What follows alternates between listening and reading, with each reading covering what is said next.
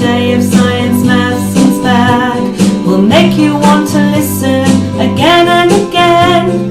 It's time to tune in to Bevington FM.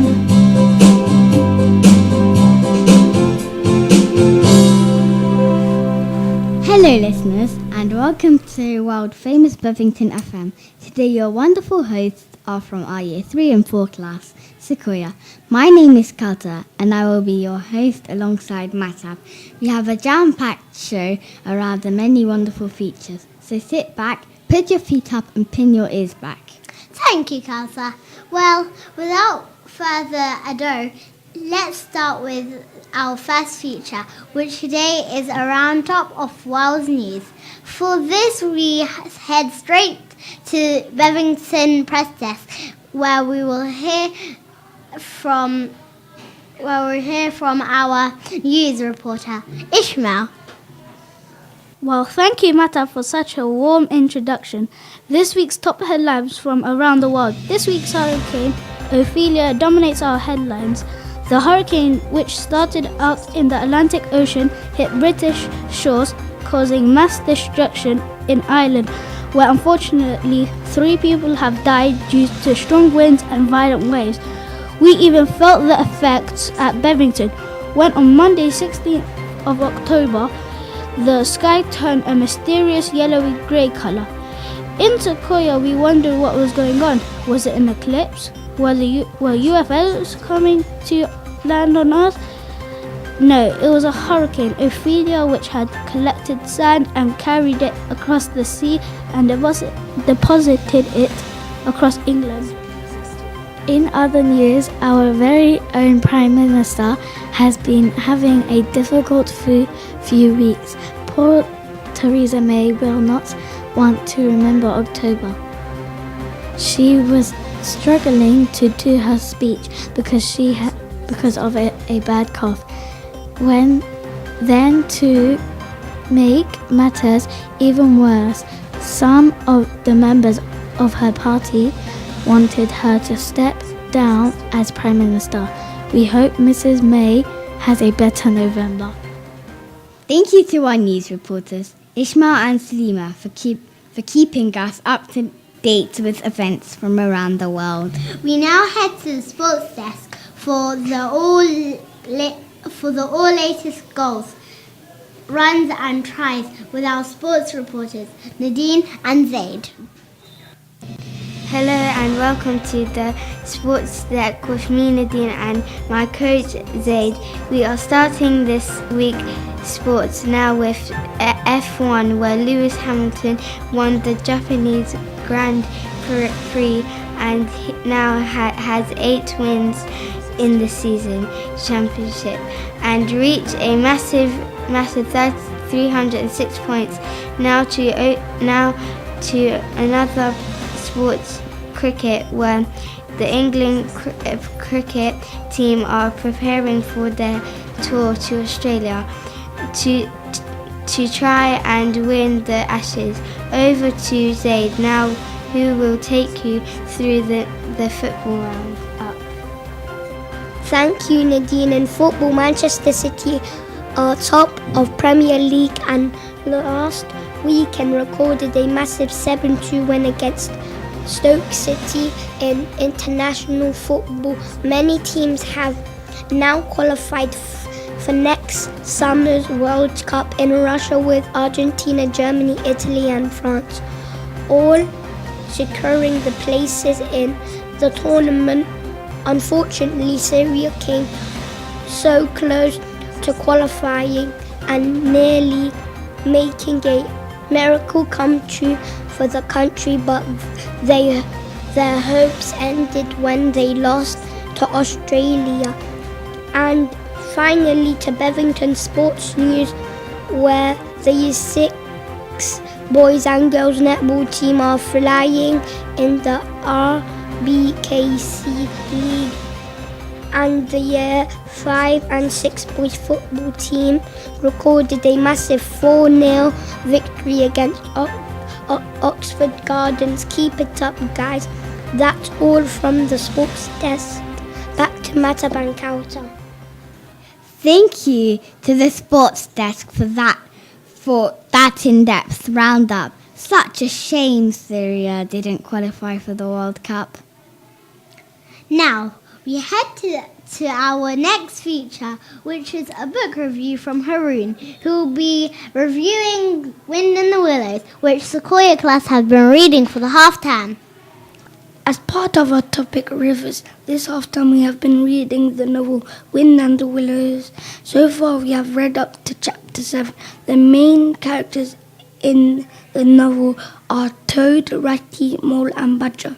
My favourite is Toad because he is very comical and he is part of the main plot in the novel.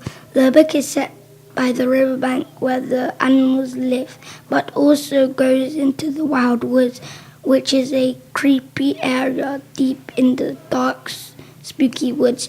The main plot centres around Toad and his love of fast cars. Toad is a rich man who lives at Toadstool and is very reckless when driving his fast cars. I am looking forward to finishing the novel and seeing what happens to Toad and the other characters. I am also looking forward to watching the film to see if it is similar or different to the novel. Thanks for that very insightful review, Haroon. We look forward to hearing what happens at the end of the novel. Now our next feature focuses on Sequoia Class and some of the writing they have been doing. In English, here is Melina to read her fantastic non-chronological report all about the features of a river. Take it away, Melina. The Extraordinary Key Features of a River by Melina. Within this remarkable non-chronological report about rivers, you will discover everything that you need to ever wanted to know about rivers. You won't just learn about where a river starts and ends, but you will discover all the amazing parts of its journey. Sit back and enjoy the report. Where does a river start? A river starts high up in the mountains where the river is narrow and extremely shallow. Scientists discovered that the start of the river could also be known as the source of a river. High up in the mountains where the river starts is cold and icy, and when the ice is melted, it helps to form the river. Did you know some rivers begin from a natural spring in the ground, the middle course of a river? The middle course of the river is located as you come down from the mountains and hills to the valley where the land becomes much flatter. By this point, the river has grown in size both in width and deep as many tributaries join it.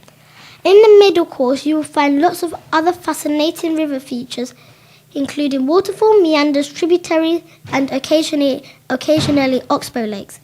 Did you know the tallest waterfall in the world is Victoria Falls, which can be found in Africa? It is famous and thousands upon thousands of tourists visit it every year. The river's journey is sadly coming to an end. Once a river has flown down from its source high up in the mountains through the meander middle course, it finally reaches the lower course. It is at the point that the land remains very flat and extremely low. The correct terminology for when a river meets the sea or the ocean is the mouth, and this marks the end of the river's exciting journey. Did you know some locations of the world deltas can be found which can be very useful to farmers due to the fertile land? Thank you so much, Melina, for that wonderful report about rivers. So much knowledge and so many amazing writing features. Now we head up to our next feature, which is Hussein and Chennai, who are talking about Sequoia Class's recent trip into central London for their case study of the River Thames. On Monday, 9th of October, Sequoia Class travelled by tube to central London to undertake our study of River Thames. As part of our topic, rivers, before we embarked on our trip, we had been learning in class about the key features of a river and some historical facts about why London was built close to a river.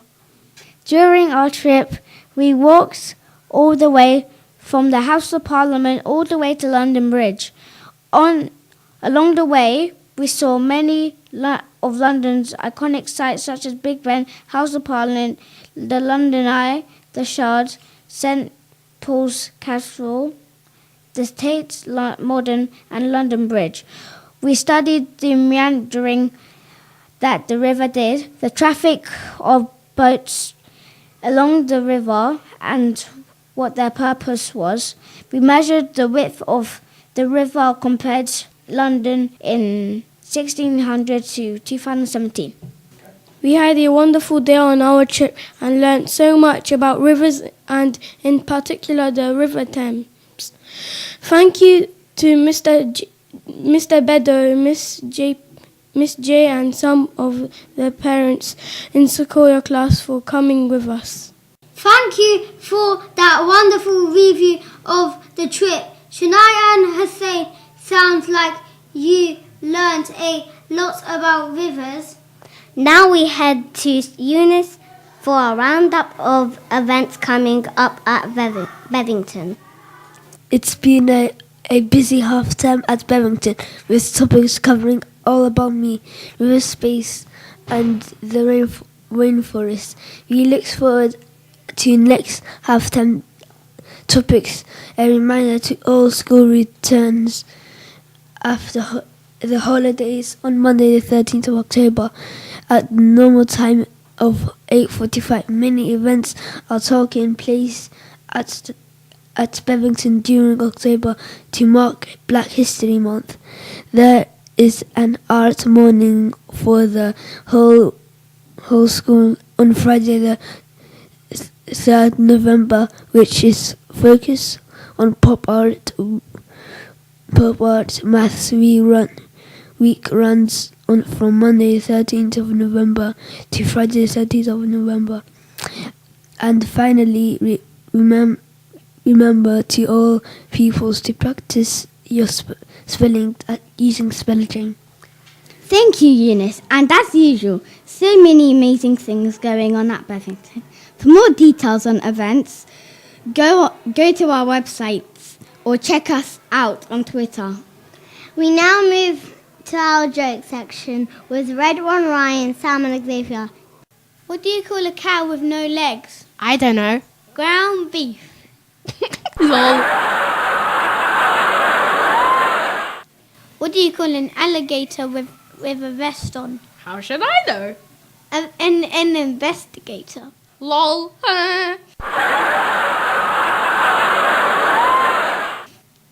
How do you make a tissue dance? Well, I don't know. Get a boogie in it.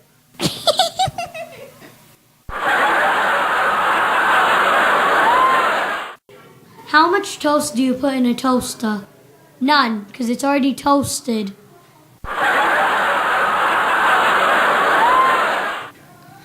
Why did the car go to the toilet? Because it needed more gas.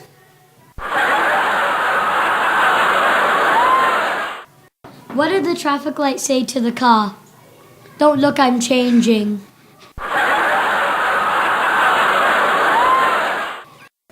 Some great jokes there. Thank you, Red One, Ryan, Sam and Xavier. Unfortunately, that brings us to the end of our show. We hope you've enjoyed listening. Well, it's a goodbye from Kauta and myself. To close our show today, here's Adam with the thought of the day.